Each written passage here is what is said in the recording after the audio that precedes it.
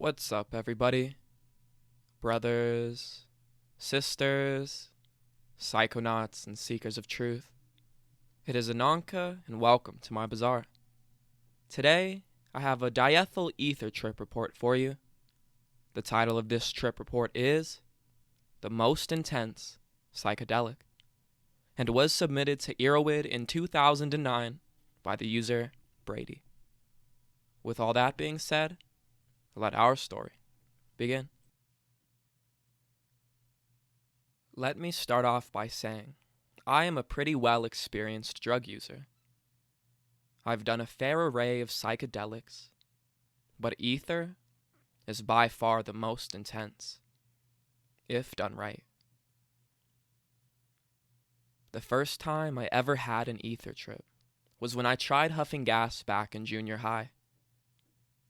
I had only smoked pot at that time, and had no idea the kind of psychedelic effects that ether had, nor was I ready for them.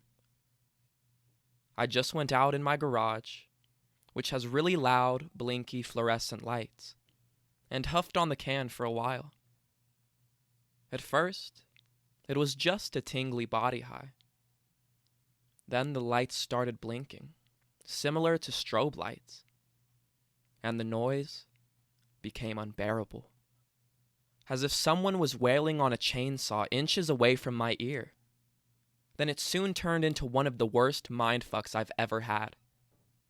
I felt like I had died, and for a split second truly believed in my heart of hearts that I had. It really freaked me out because I had no idea what to expect, and I was paranoid that my parents might catch me. It wasn't a good setting to be in for a strong ether trip. After that, I swore the stuff off. Then, years later, I was turned on to ether by a friend. He made it out of a can of starter fluid, mixed with equal parts water, then poured the water out, leaving supposedly pure ether, then straight starter fluid. At this point, I didn't know that my gas experience had really been an ether trip. And as you can expect, I had a really bad repeat trip. Literally the exact same trip I'd had years before. And again, I swore the stuff off. Just a few weeks ago, that same buddy of mine asked if I wanted to try ether again. I have, in that time, experimented with many different types of drugs, and never touched so deeply or tripped so intense as I had twice before. I figured I'd be more capable to stay calm and in control, so I said to myself, fuck it, why not give it another try? And boy, was that a good decision. We decided to do it at his house, and when we got there, his roommate had invited over some of our mutual friends, and they were in the living room watching a movie. We smoked a couple bowls, then we went back into my friend's room, and each got a rag and started huffing. At first, I felt the same familiar warmth and tingliness that goes throughout the body after the first few huffs.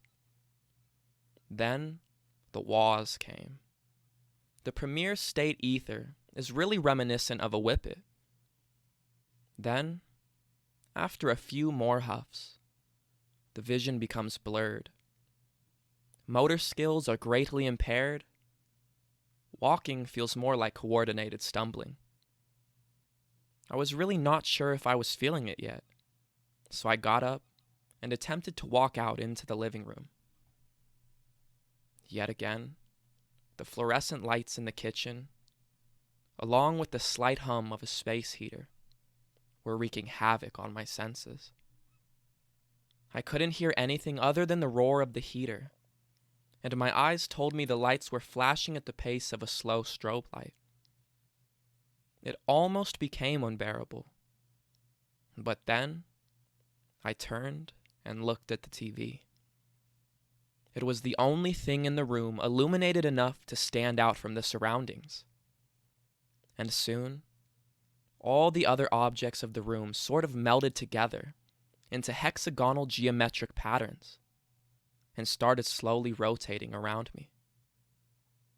Then I relaxed my eyes, and I realized I could zoom in on objects and turn my vision into widescreen.